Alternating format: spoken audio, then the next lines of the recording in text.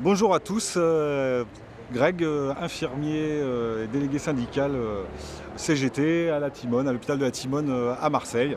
Voilà, donc bienvenue à l'hôpital de la Timone en ce joli 1er mai, qui pour nous est tout sauf un 1er mai bâillonné et paroles confinées, au contraire. C'est pour ça qu'on a voulu euh, afficher comme ça et accrocher cette banderole pour exprimer notre message. Un message fort qu'on soutient depuis maintenant le début de cette crise. J'ai envie de dire plutôt qu'on continue d'ailleurs Moi j'allais dire, je vous clamer. connais depuis des années, et depuis des années, il y a toujours eu des grèves avec les infirmiers, il y a toujours eu des problèmes. Ça Alors, n'a jamais été résorbé cette histoire. non, non, on n'a jamais vraiment eu réponse à nos Alors revendications. vous êtes au travail et vous avez toujours en grève sur vous, mais vous travaillez toujours quoi. Tout à fait. Pendant toutes ces années, ça s'est passé comme ça en fait. Oui, alors avec des périodes un peu comme une vague, hein, avec des poussées de fièvre, on va dire, de température, et puis d'autres plus calmes, où en général d'ailleurs c'est à l'aide et à base de petites primes qu'ils essayent de calmer la colère. Et au-delà des infirmiers, en fait, c'est l'ensemble de l'hôpital qui aujourd'hui est révolté. Et cette crise, elle ne fait qu'en fait révéler au grand jour tous les problèmes qu'il y a. Donc pendant la crise, on ne s'est pas arrêté de revendiquer, voire même ces revendications et cette colère, elle se transforme aujourd'hui un peu même en révolte. Parce que clairement, ce qui se fait jour aujourd'hui, c'est la mise en danger des patients et donc de la population. Euh, on l'a vu avec toutes leurs consignes contradictoires, leurs messages et surtout leur com au gouvernement. Euh, et à l'hôpital, encore plus dramatiquement, euh, on n'a pas de protection. On Vous n'avez a, toujours pas des masques, alors il y en a un peu plus, mais des on est tabliers de complètement en protection limite. non On est plus. complètement limite. On est En toujours limite, limite. oui. Et au début de la crise, non, on en manquait. On était rationnés. Euh, Euh, certains collègues n'avaient pas du tout de masque, d'autres un masque par journée. Autant dire que très rapidement il est inutile. Dans une Bon. journée, il en faut combien normalement? Alors c'est normalement toutes les 4 heures. Toutes les 4 heures. Oula, oui. En tout cas pour le masque On est loin du chirurgical compte, hein. simple qu'on nous octroie, puisque c'est le seul qui est vraiment en nombre. Les autres, les fameux FFP2 dont tout le monde parle, ceux-là, ils sont encore plus en pénurie, encore plus rares. Et donc évidemment réservés à nos collègues qui, eux, travaillent avec les patients infectés directement et au contact, voilà, en soins rapprochés de ces patients. Mais euh, donc une crise sanitaire qui révèle l'état désastreux de nos hôpitaux dans lequel tous ces gouvernements, et en particulier tous ces gouvernements ultralibéraux, nous ont plongés. Et ils sont clairement, directement responsables de cette situation et clairement de mise en danger de la population, de nos patients et puis de nous aussi, des soignants. On commence à le voir, des premiers chiffres qui commencent à tomber de patients, de soignants malades, infectés. Et vous allez voir que dans les semaines et les mois qui viennent, les chiffres ne vont faire que exploser et là, les véritables chiffres vont apparaître. Et là, on va pouvoir que constater ce qu'on sait nous, et ce qu'on prévoyait évidemment, et ce qu'on alerte depuis des années maintenant, eh bien, se passe, voilà, sous nos yeux. Donc cette colère qui existe depuis effectivement des années, là aujourd'hui, elle se transforme en véritable révolte. Et je pense que ce soit nos gouvernants, en particulier ce gouvernement de Macron, mais aussi les directions des hôpitaux, il va falloir qu'ils comprennent.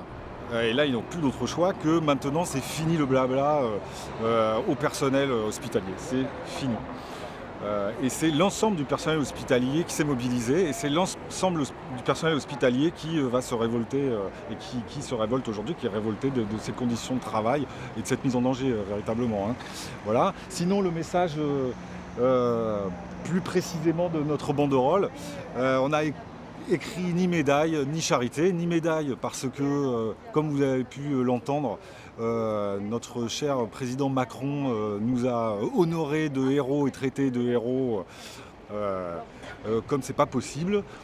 Sauf qu'on conteste ça. Nous, soignants et personnels hospitaliers, on n'attend pas qu'on nous traite comme des héros. On ne se considère pas comme des héros, mais juste comme des professionnels de la santé, dont les compétences ne sont absolument pas reconnues. Mais absolument pas. C'est quand on voit l'état, le niveau des salaires des personnels hospitaliers en général, c'est minable.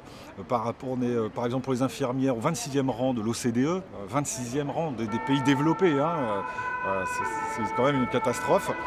Voilà, donc ces titres honorifiques de héros, en fait, c'est juste pour nous flatter, juste pour nous mobiliser, et c'est aussi beaucoup parce qu'ils ont peur, en fait, parce qu'il n'y a plus que nous qui tenons cet hôpital, puisque eux ont tout lâché, eux ont tout abandonné. Voilà, donc ils ont eu très peur que l'hôpital s'écroule, en fait, tombe en état de mort, de collapsus généralisé, et c'est pour ça qu'ils ont sonné cette mobilisation générale. Sauf que nous, on ne les a pas attendus pour se mobiliser. Toute l'année, depuis toujours, on se mobilise et on travaille pour la population, pour soigner la population, avec, encore une fois, des moyens absolument dérisoires. Et plus ça va, et pire c'est. Voilà, donc. Et ni charité, parce que très rapidement après les héros, qu'est-ce qui est apparu? Le roi est nu, le roi nous supprime nos moyens depuis toutes ces années, et bien résultat, il n'y a plus rien, il n'y a plus de matériel, il n'y a plus d'équipements, et notamment des équipements de protection pour la population, mais et surtout pour les soignants. Et qu'est-ce qui leur a resté? Ils auront les masques à partir du 10 ou du 11. Oui, des masques, et vous avez bien compris, je pense, tout le monde a bien entendu qu'une bonne partie de ces masques, ils ne viennent pas de l'État, ils ne viennent sûrement pas de leur anticipation et de leur organisation, ils viennent de la population elle-même, une fois de plus. En fait, on est gouverné par des hommes compétents, et la population française n'a plus qu'à compter sur elle-même, en fait, et tous ces réseaux de solidarité. Donc, tous ces réseaux, c'est impressionnant. D'ailleurs, je tiens à remercier tous les gens, tous ces professionnels, et même tous ces particuliers qui nous soutiennent, qui nous livrent des repas, qui nous écrivent tous ces jolis mots, tous ces jolis dessins, tous ces messages de soutien. Donc c'est une solidarité qui est belle à voir. Maintenant, c'est évident que cette belle solidarité, elle montre aussi l'incompétence et l'incurie totale de ce gouvernement. Voilà, c'est pour ça qu'on aimerait que l'hôpital ne souhaite pas de charité. En fait, l'hôpital veut juste des moyens décents pour travailler dans la dignité et dignement. Voilà. Très bien.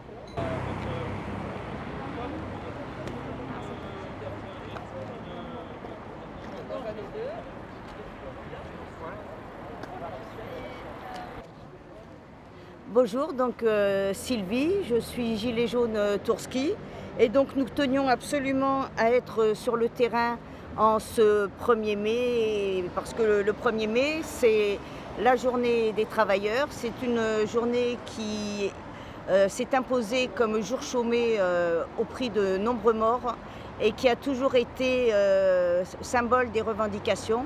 Au départ, revendications pour les 8 heures de travail, et puis au fil des progrès conquis sur le plan des acquis sociaux, et ben les revendications ont évolué.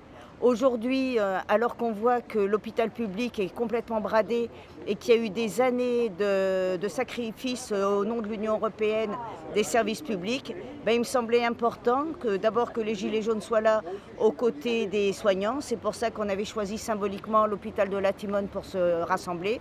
Et puis surtout pour dire que quand on a vu là, sur l'année passée l'argent qui a été gaspillé en lanceurs de LBD, en grenades, etc., quand on voit qu'il y a eu encore je ne sais pas combien de milliards de commandes de drones et de matériel de répression, on ne comprend pas que l'hôpital public ne bénéficie pas de commandes à la hauteur. On a vu là, cette espèce de mascarade pour obtenir des masques. On sait que les masques ne sont toujours pas là.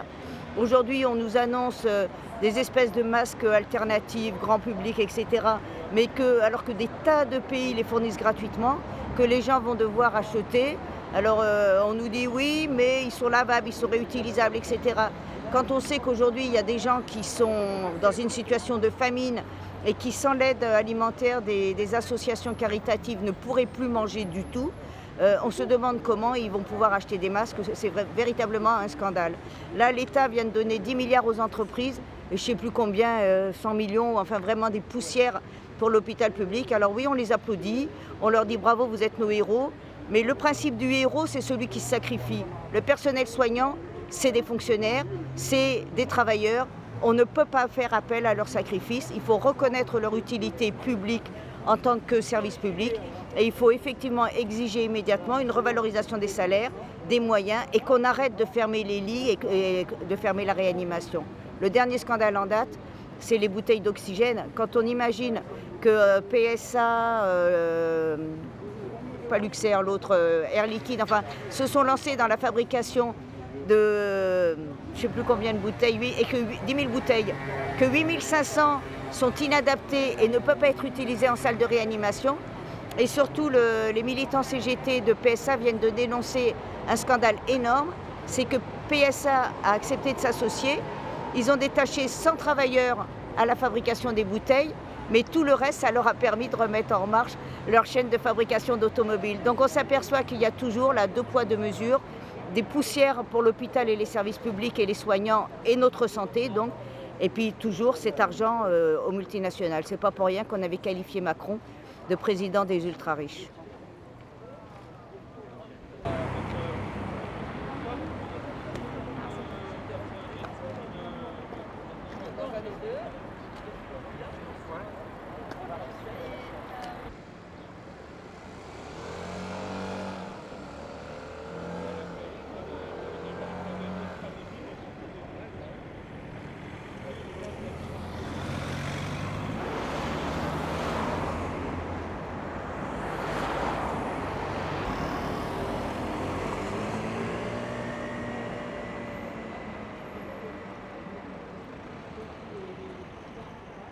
Tu ne pas écraser.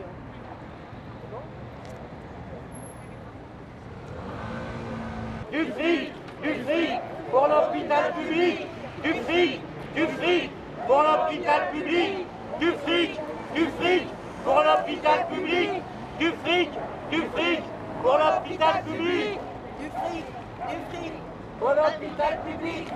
Nos vies valent plus que leur profit. Nos vies valent plus que leur profit. Nos vies valent plus que leur profit. Nos vies valent plus que leur profit. Nos vies valent plus que leur profit. Allez, lancez-en. Macronavirus, à quand la fin? Macronavirus, à quand la fin? Macronavirus, à quand la fin? Macronavirus, à quand la fin? Macronavirus, à quand la fin? Macronavirus, à quand la fin? Macronavirus, à quand la fin? Pas d'actionnaires, plus d'infirmières. Pas d'actionnaires, plus d'infirmières. Pas d'actionnaires, plus d'infirmières. Pas d'actionnaires, plus d'infirmières. Pas d'actionnaires. Pour l'honneur des travailleurs et pour un monde meilleur, même si Macron ne le veut pas, je Et la rue, elle est à qui? Elle est à nous. Et la rue, elle est à qui? Elle est à nous. À qui? À nous. À qui? À nous. À qui? À nous, à nous, à nous. Pour Ramatoulaye, pour Sofiane, pour Ziad Ibouna, Pour Mehdi. et surtout pour tous les soignants qui sont morts au service commandé. Pour les soignants qui sont décédés. Papisté, on veut être dépisté, papisté, on veut être dépisté, papisté, on veut être dépisté, papisté, on veut être dépisté, papisté. ouvrir.